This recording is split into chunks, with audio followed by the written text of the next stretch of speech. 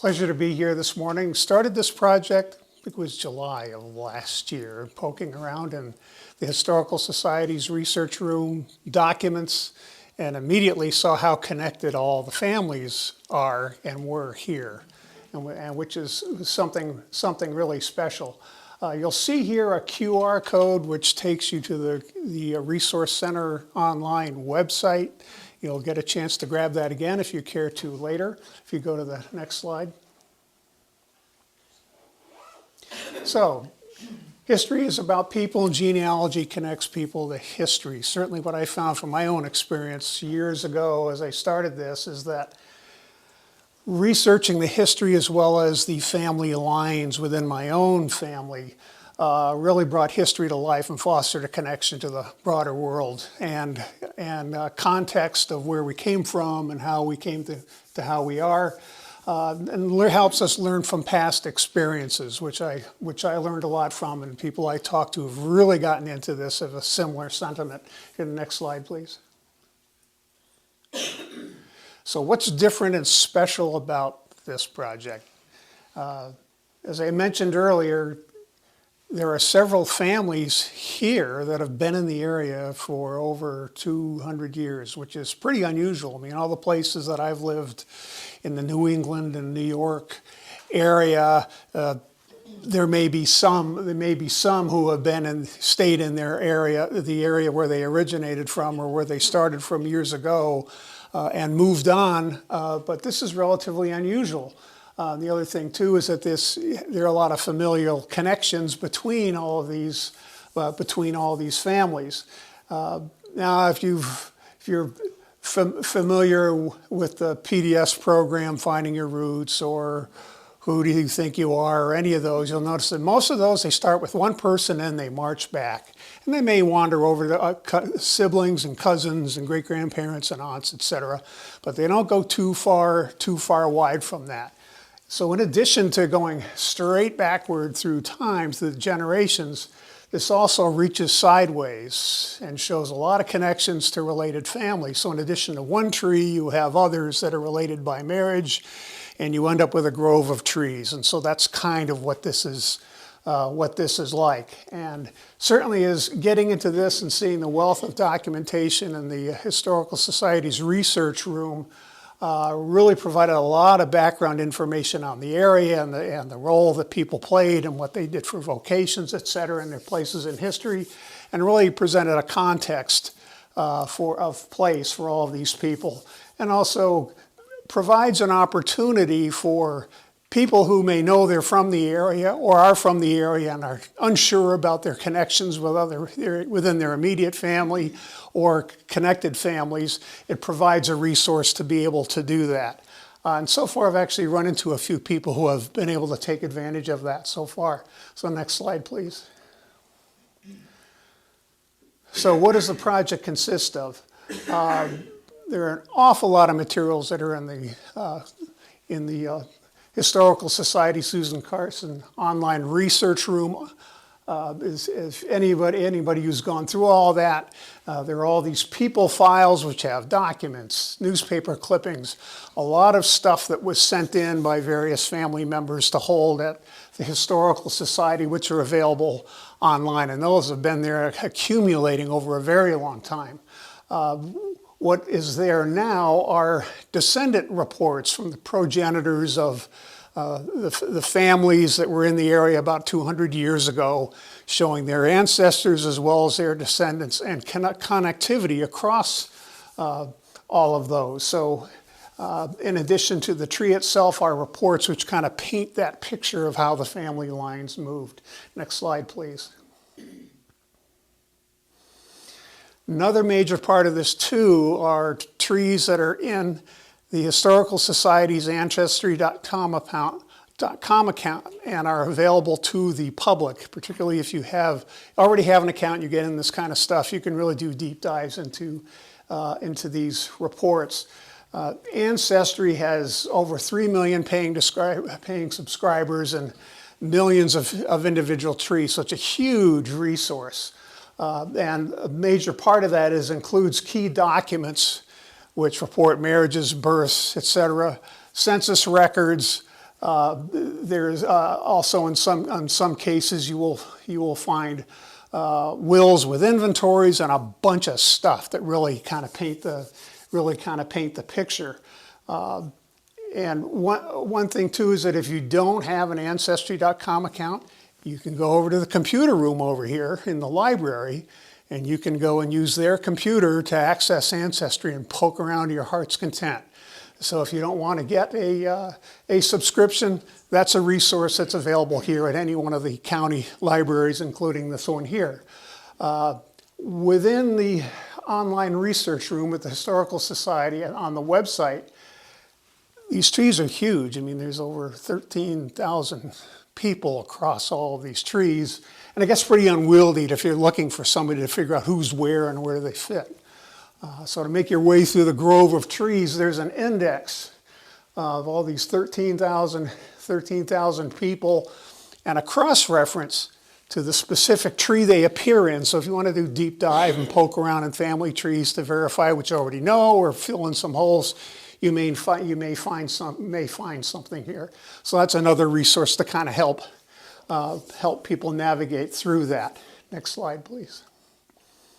So let's go through some fun facts. The time span goes as far back as 1580. Specifically, that's a Davis family member, James Davis, Captain James Davis, who was a captain, went on an expedition to Maine for the first settlement in Maine, which established in 1607.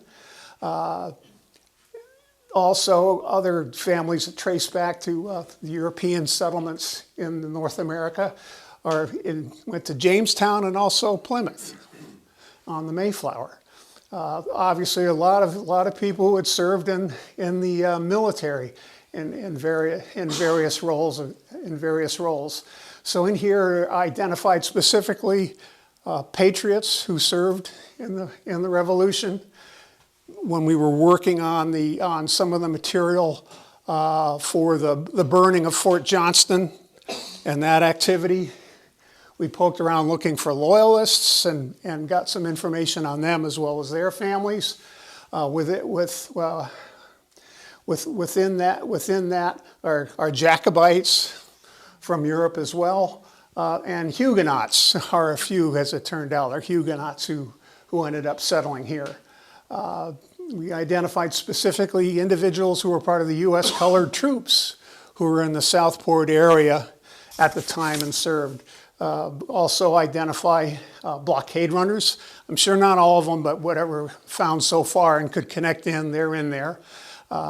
There's also people who maintained and served in in Bald Head at the light out there, as well as a number of pilots who have served up and down the Cape Fear River. As I mentioned earlier, there's a handful of Mayflower passengers which show lineage to families that settled here, and a couple from Jamestown that had settled here. A key resource that was a part of this is for the centennial, I believe, or the bicentennial, I believe, there was a program for identifying pioneer families and providing certificates to those families who wanted to apply to that. And with that, they provided their lineage data to show that they had been here a couple hundred years ago and painted that picture. That was a great resource for being able to compile and add to this. So as much as we still could get our hands on as a part of those records are in here as well. Next slide, please. So connections to historical events. I'm sure this is not all of them. There's probably more. But here's what we have for individuals who served in the Revolutionary War. Those people who were associated with loyalists, and also a major event was the landing at Plymouth for the Mayflower passengers. And there's one or two that were associated with the settlement at Jamestown. Next slide, please. So in the Susie Carson Research Room online website, there are reports for each of these individuals and all their descendants that we've been able to put our hands on. So if you're interested in looking at those and finding yourself or finding connections or descendants from these people, these are all the folks that we have descendant reports in there. Provided as a resource, because not everybody's a genealogy geek who spends hours and hours and hours in Ancestry going through family trees. We understand that, so this is a resource for people who don't particularly care to go get into that sort of deep dive just yet. Next slide, please. So for family history research potential, already have found some folk who have contacted me from outside of the area who suspected that they were connected to Southport families, and this was a resource that helped them confirm that, and also kind of shows the migration of their families, where they came from and what brought them to Southport, and also the descendants of those progenitors and where their families went. Again, this is not absolutely everything. Anybody in this room looks and finds somebody and they see something missing, guaranteed them. This project you can't finish this. So there'll always be something left to do. But what's also interesting is identifying the migration points all the way up and down the East Coast and up from the Charleston area is where most of the families originated from. You can also use this information. It's if you wanted to become a member of a lineage or heritage society. This is the kind of information that they want to see your connection back to individuals, and it helps provide the data sets to be able to do that. You know, that would include, there is a Jamestown Society, there's a Mayflower Society, which I'm sure folks have heard of, Sons and Daughters of the United States Middle Passages for African Americans. The SAR and the DAR, a big presence in this area, and also General Society of the War of 1812, and all 500 other lineage societies there are in the United States. But again, it provides a resource to be able to do that. And I have had some contact from a couple of people who were pursuing applications and lineage to support becoming a member of the DAR. And they came our way to see what we had on. In some cases we helped, in some cases they already knew what we already had for information. But that's the kind of information they look for as a resource to be able to do that. Next slide, please. So, data sources. The foundation material that started this whole thing was rummaging through the files in the research center on the various families. There's person files that are already cataloged that included, some of them included extensive genealogical information, particularly from the Southport Pioneer family data set. And the subject files that are in there provide a wealth of information. So that was the core for the start of it. Joshua's Legacy, written by Susie Carson and John Lewis, includes narratives about individuals from the Southport area from back in time to relatively recently, and includes some family history and genealogical information. A gem for African American history in this area is this document that was published by the Chikura Foundation, which is absolutely fantastic and has a lot of tremendously detailed historical information and a lot of genealogical information. That's really quite the treasure. Key bits of information to connect the dots between people to verify, yes, this is their parents and so on. Our birth, marriage, and death records, and those are pulled from Ancestry, and that data is pulled in there as a proof that, yes, here's what connects the dots from generation to generation. And also census records, which shows who was living with whom at what time and where. The census records are also helpful with identifying neighbors who may also be connected or related as well. And so if you've watched Who Do You Think You Are, or Finding Your Roots, you notice there's a lot that they show in census records. And so that's a good example. Other key bits of information, there's a resource called the Find a Grave Index to verify where people were buried in You have to be careful about the details on the data, but it's a great start. And if you can see the headstone, that's a really great start.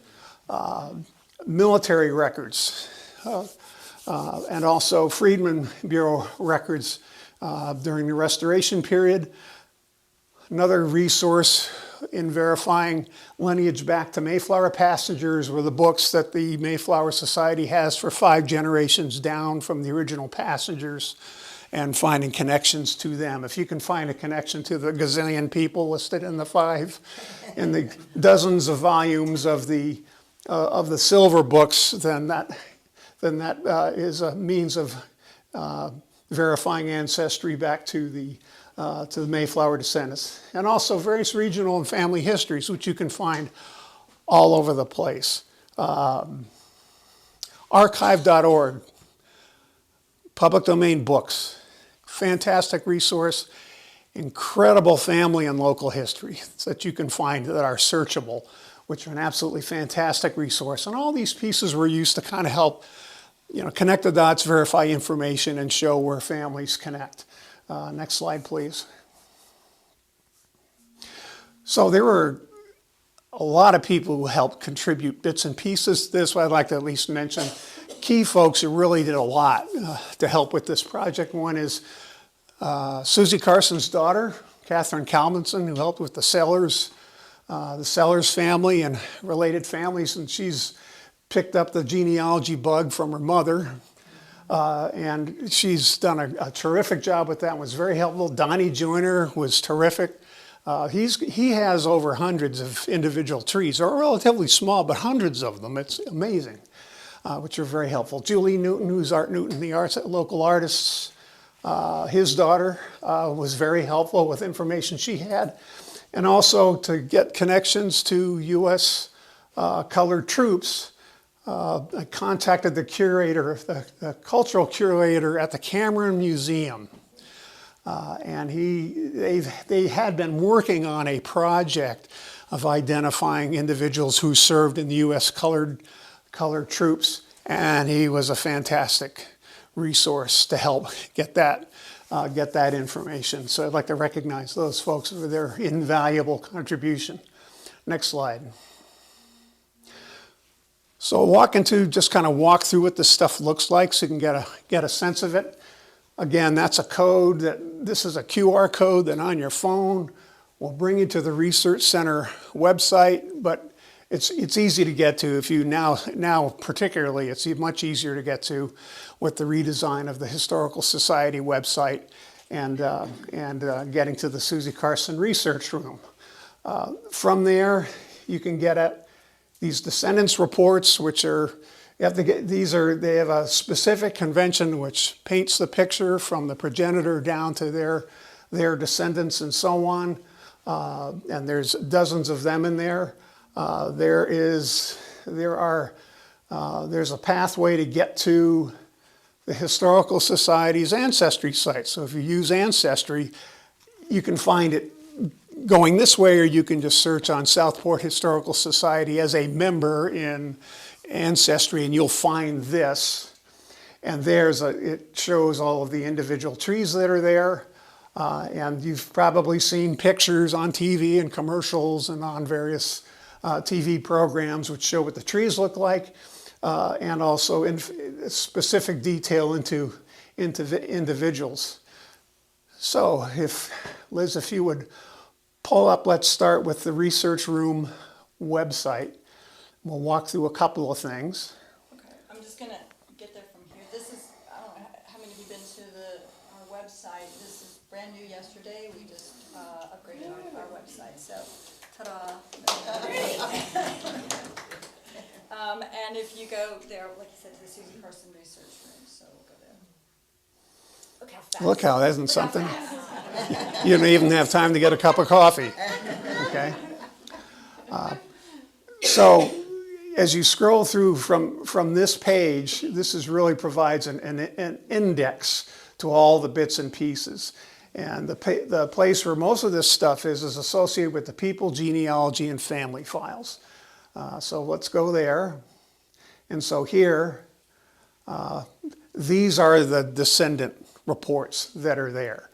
And it also shows which ancestry tree these ancestors and their descendants appear in.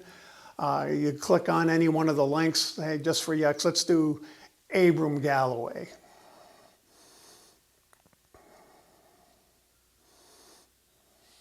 Okay, so that brings you a report that looks like this, which shows Abram, his children, and then so on. It continues on down the line.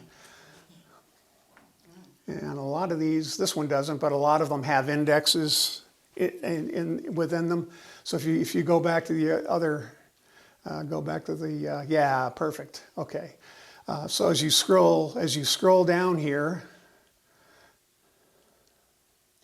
keep going. Yeah. All right. So this is a spot where we do have a direct link to the Historical Society's ancestry account. So if you have an ancestry account, you can get here and poke around. And again, because it's over 13,000 people amongst all these trees, this master list, which is posted here, accessible to anybody, is a roadmap. This is over 300 pages long, okay? But you can search through it, and so it shows the individual, birth, marriage, death date, if we know it, who their spouse was, and which tree they appear in.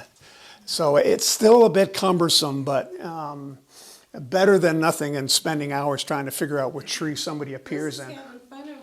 I was trying to do an example of searching, but it took me to the list there. Okay, I was trying to. And you see green on it, that's where you're. So all you have to do, I was just showing how you. Yeah, that's fine. So you can see right down, if you scroll down a bit, you'll see the first one. So the first Thompson shows up as a spouse. So this is William Jackson Thompson, married to Eliza Ann Ballantyne, and they're in the Northrop family tree.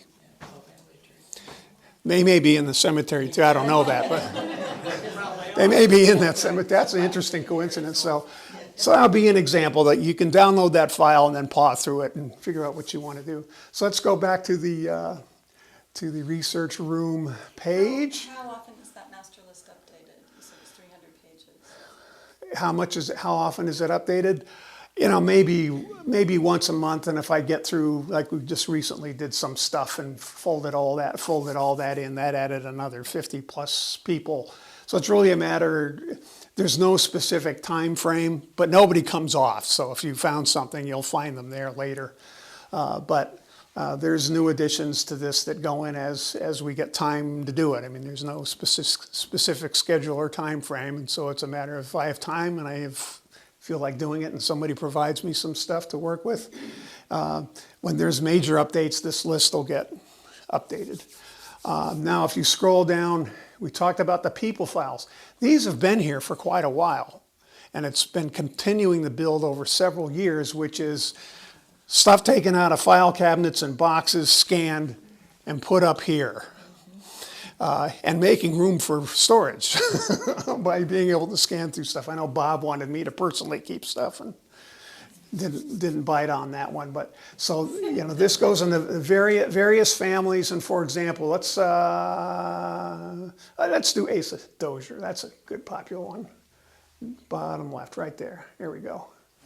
So there's quite an assortment in here. In this one, this is an example of a genealogy report that somebody did a number of years ago.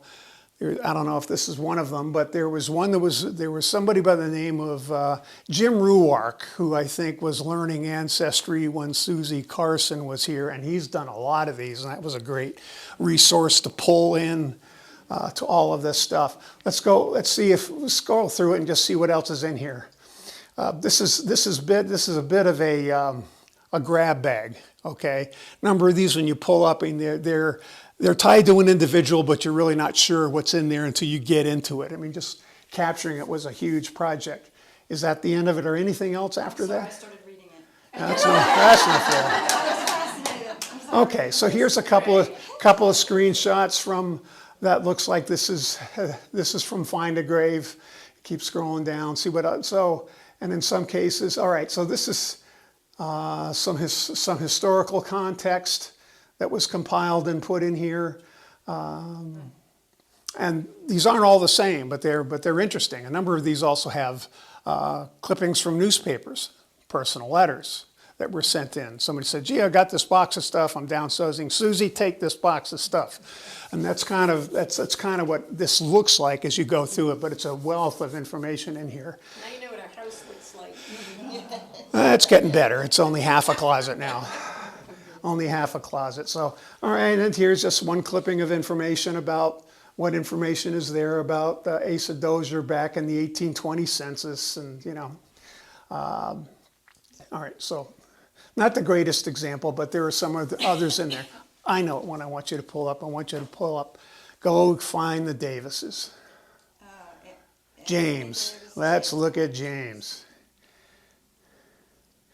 James goes back to, he was born 1580.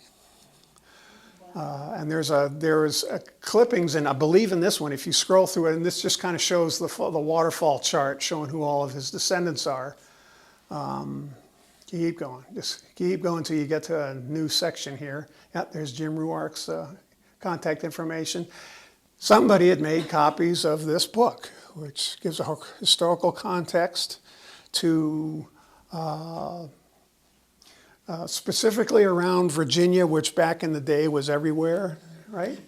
But this does talk about James Davis's work in establishing the settlement up in Maine, and then coming down into the Virginia and North Carolina area, and it's his immediate ancestors that settled in what's now the Brunswick County area. So it actually has narratives from all that, which are great, really, really terrific stuff. So if somebody had, captured this kind of thing as a part of their own personal library and turned it over, a lot of this stuff appears as scanned documents in the collection. But like I said, it's kind of a grab bag thing. You don't know what you're going to find, but you do find some really great nuggets in here. Okay, so now let's go to Ancestry.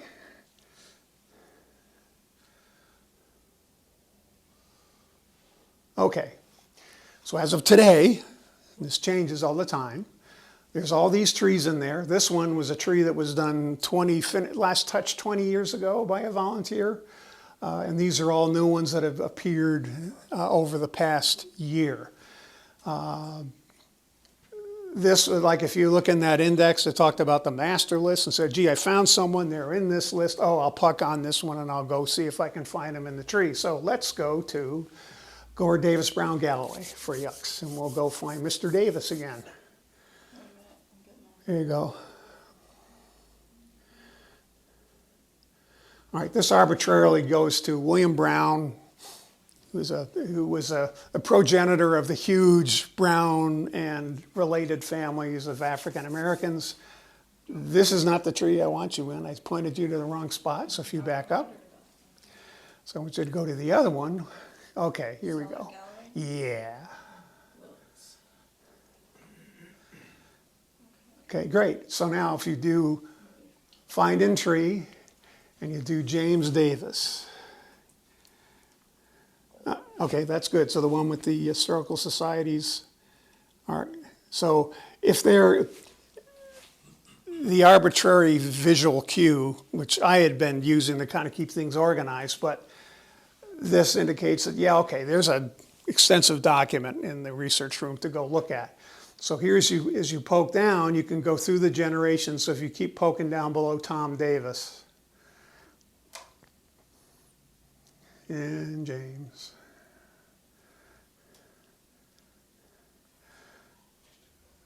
William Davis, now we're getting to the, here we go. Benjamin Davis was a patriot here. Benjamin or? I don't know, so just pick one. I know a lot about this, but I don't know who's where out of 13,000 people. I don't have that kind of. If you click on the block itself. Okay, look, we can do that. So like if you go back up to Benjamin, and if you click on the block and hit the profile. So this gets into details about Benjamin. This is a timeline of his life. It shows connections to his service in the Revolution. And if you scroll up a little bit, Liz, this shows the Sons of American Revolution applications that were put in for a descendant of Benjamin. And it paints the picture that goes down to Benjamin, actually. So those are great for identifying, oh, I've got all these cousins who were also ancestors of Mr. Benjamin. Identifies parents, children, and so on.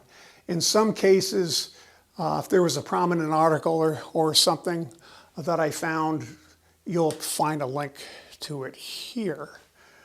Somewhere in this piece, but it's not there for everyone, but you'll see them. So this is where you get to individual details. It's like this one, and these are all documents that are indexed and available from Ancestry. And so you need an Ancestry account to get to this, but if you page through this eventually I'm sure you'll see. You can't get to that from the Historical Society Ancestry page? You can, but you still need to have an account of your own to get to the tree details and to the documents. Again, which is why we did the descendant reports, so there's some resource available for people who don't have the accounts, don't want an account, don't want to get into that, but they want to have a means of being able to find something. Or they Okay. can go to the library, right?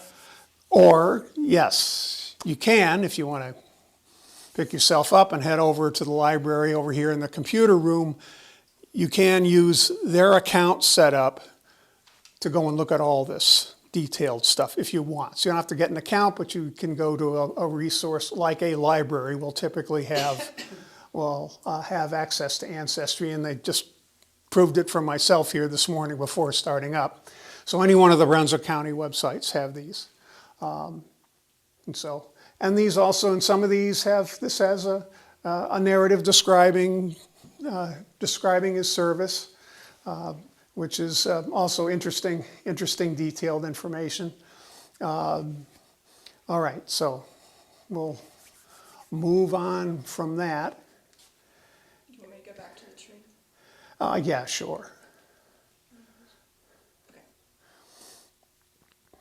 So you can paw through, go down in details, and like if you know if somebody is a specific descendant of James Davis, you can do a search and find in tree and find them in here, and then where they branch off to.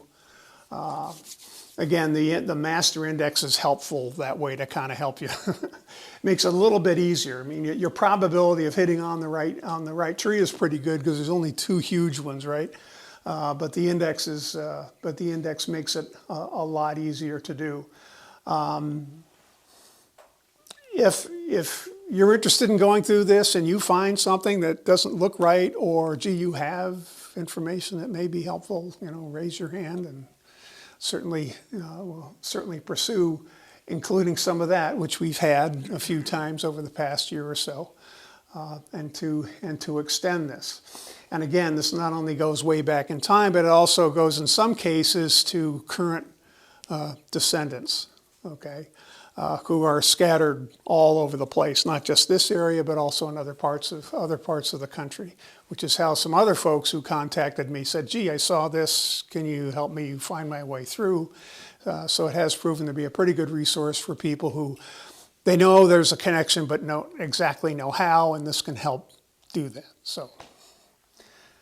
Anybody have any questions or anything they want to look at specifically? Yes, ma'am. Can you go back to the list of families where you got him? Because I think I saw my father-in-law. Oh, okay. You mean, so the list of the 300-page list? The one that you had just families and you clicked to get him? What was the name? Yeah, down in the middle. Which family? Joseph Samuel Laughlin. Lockwood? Oh, yeah. Yes, Lockwood? You want to see what's in the file? Laughlin? Yeah, just see what it is. See where you came from. Okay.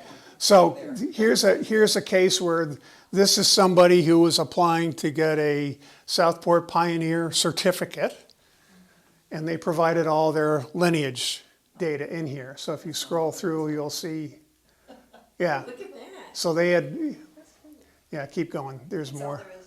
That's There's all? two. Okay, all right. But in any case, in some cases, they have those in there. But yeah, and as it turns out, the Laughlins, I believe, are in that big, huge tree that we saw the Davises in. At one time, they owned 3 buildings on the corner. Oh, sure. Oh, yeah. Oh, yeah, absolutely, absolutely. And a sleepy. There we go. So your grandfather's name was? You said Joseph Samuel? Joe? Is that it? My grandfather, Joseph Jackson. Joseph Jackson Jr. Either one, that'll work. Well, It'll get you there anyway. Joseph Samuel was my father. okay, got it, Joe Sam. Okay. So there's yours, your family tree.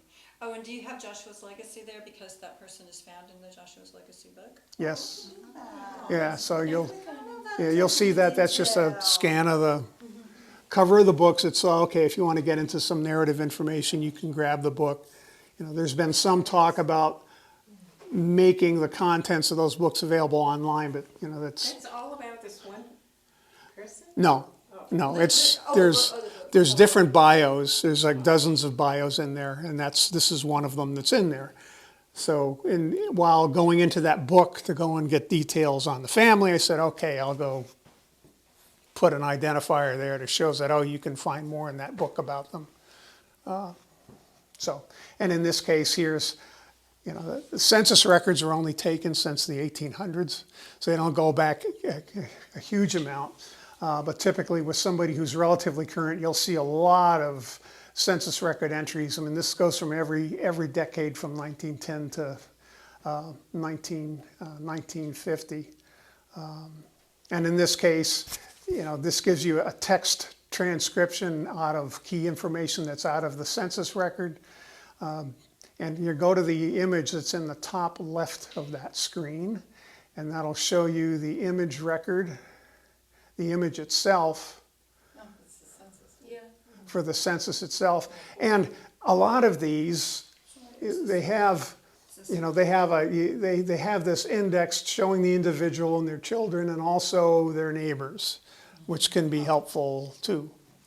As an example, if you really want to kind of help fill some holes and verify some family stories or something.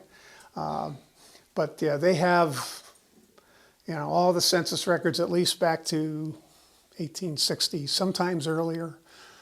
Some states were doing census before 1860, and some of those are in Ancestry. It's kind of spotty, but it's pretty extensive nationwide from 1870 on for census records. I'm sorry, this one, I just think, I have to get caught up in the details. This one's really interesting because they were living at the jail at the time, right? Yeah. So look, there's 3 prisoners Oh that my were there as well. So that's who was there, is the family and 3 prisoners. And Oh Did my you see goodness. Gertrude Laughlin? Yes. Yeah. She Checked out the first book for this library. Oh, okay.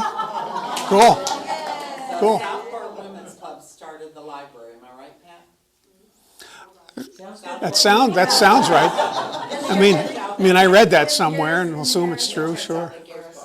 And Sure. after she retired from teaching, I think she worked for the library. Sure. Now, on that, you remind me of something else. We've had a program of identifying prominent women in Southport with the flags up. Those people are in here too. So wherever you could get information on them, they're, you know, anybody who had one of those flags put up anyway, shows up in there with an image of their stuff. I'll point out if you get in, if you back up to the tree itself for this one. So you can find out what they went to prison for? Not in here. What did you say? I was wondering if you could find out what they went to prison for. Yeah, some record somewhere, but yeah, some record somewhere, I'm sure. I'm sure there's ledgers around. Yeah, absolutely.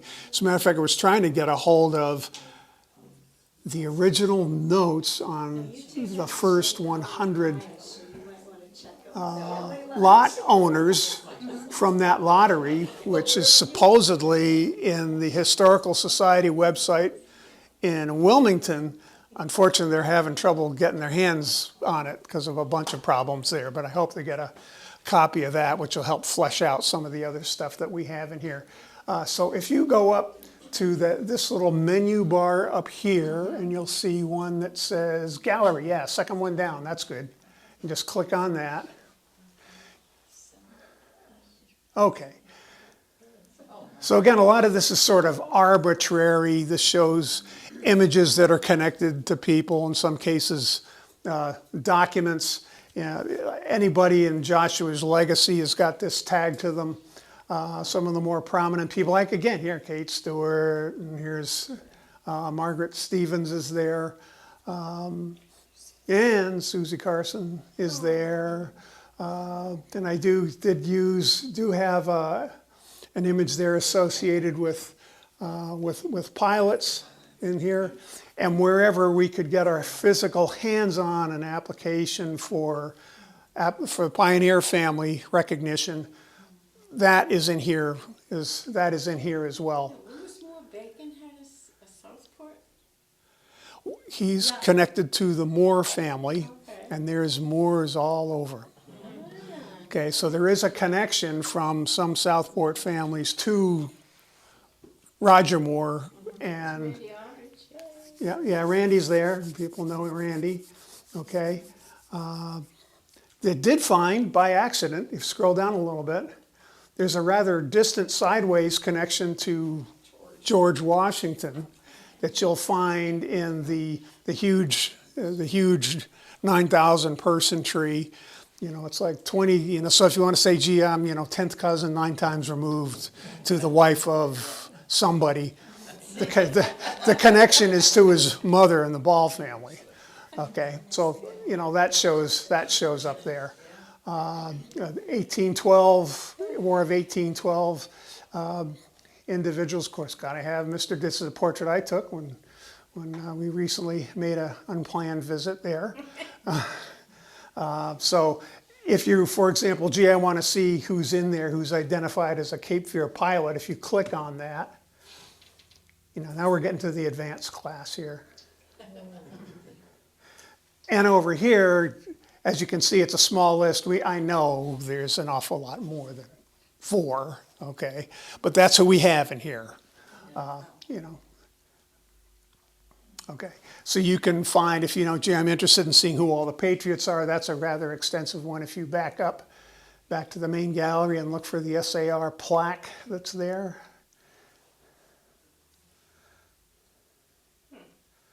This is not our website, I just want to point out. This is Ancestry. Are you scrolled out? Looks like Maybe I'm too far out. Okay, so go to gallery again. I might have. There we go. Okay, and you were looking for what? Yeah, go look for SAR, and you'll see a medallion, and there you go, to the right on the bottom. Revolutionary War Patriot, right there, right next to. Oh, that's it. Yeah, that's the one. Okay. So here's the list of all the patriots, okay, that we have found so far.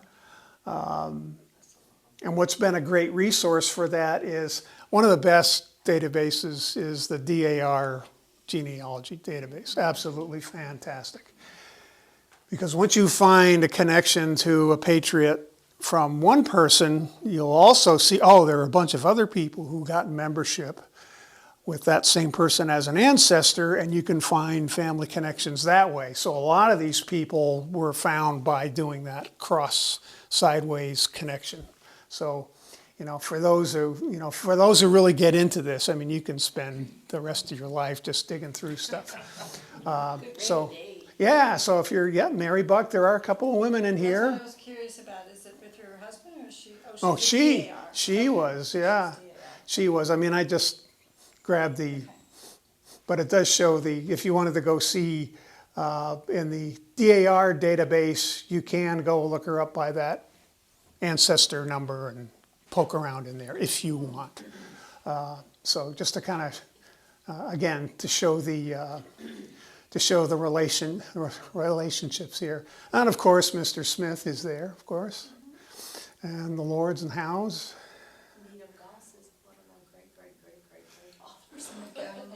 Yeah, I'm sure. Oh, yeah, I mean, as you know, I mean, all your cousins are here, right? Said Colleen said you could swing a rope. Yep, so, yeah, and in some cases, here's a case where they do have will and probate records. In some cases, it includes an inventory, et cetera. And so it can be very helpful. In this case, there's actually a Bible record entry from somewhere that was in the ancestry database. So there is some good extensive stuff to go and research in here as well. So, any other questions? I have a comment. Oh, sure. I'm not from this area, I'm sorry. Me neither. When my grandmother's DAR search ran cold Yes. for documentation, Yes. there were a handful of Revolutionary War soldiers who in their older years married very young women. And when the Civil War widow's pension became, accessible, one of my ancestors' wives was then able to get the paperwork from his Revolutionary War status, Right. and she got Right, a because Civil War right, pension. because of the Civil War pension, it proved her relationship to that Right, person and so on. There's a handful of folks Yeah. on that site that were Revolutionary Yep. War Sure, widows. sure.